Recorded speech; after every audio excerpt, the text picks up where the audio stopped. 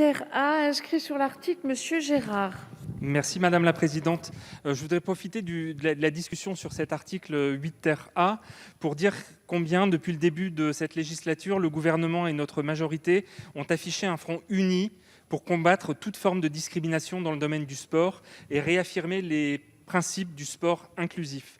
Dès 2018, le ministère des Sports a engagé une campagne de communication baptisée Execo.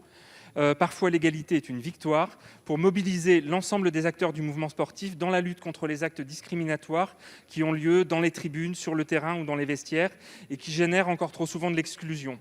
À l'occasion des propos malheureux de la Ligue professionnelle et de la Fédération française de football au sujet des chants homophobes dans les stades, j'ai eu l'occasion de rappeler au nom du groupe La République En Marche, lors d'une séance de questions au gouvernement, notre tolérance zéro face aux discours de haine qui piétinent les principes de notre République. Non, l'homophobie n'a pas sa place ni dans le football, ni dans les stades, ni nulle part ailleurs. Non, l'homophobie ne fait pas partie du folklore de la culture du supporterisme. Elle est profondément contraire aux valeurs intrinsèques du sport.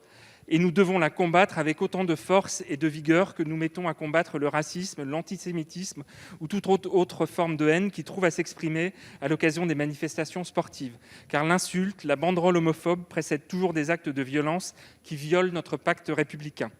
La proposition de loi que nous examinons aujourd'hui traduit cette ambition en posant de nouvelles pierres à l'édifice protecteur du droit de la non-discrimination au sein du code du sport.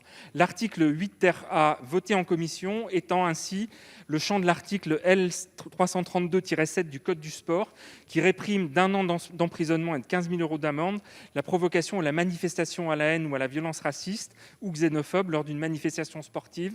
Et désormais, sont passibles de la même peine d'autres motifs discriminatoires tels que le sexe, l'orientation sexuelle ou l'identité de genre.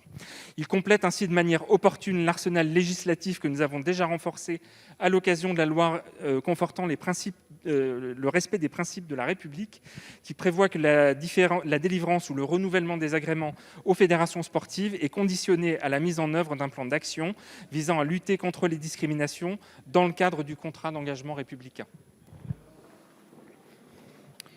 Merci, Monsieur Gérard. Monsieur Minot, pour le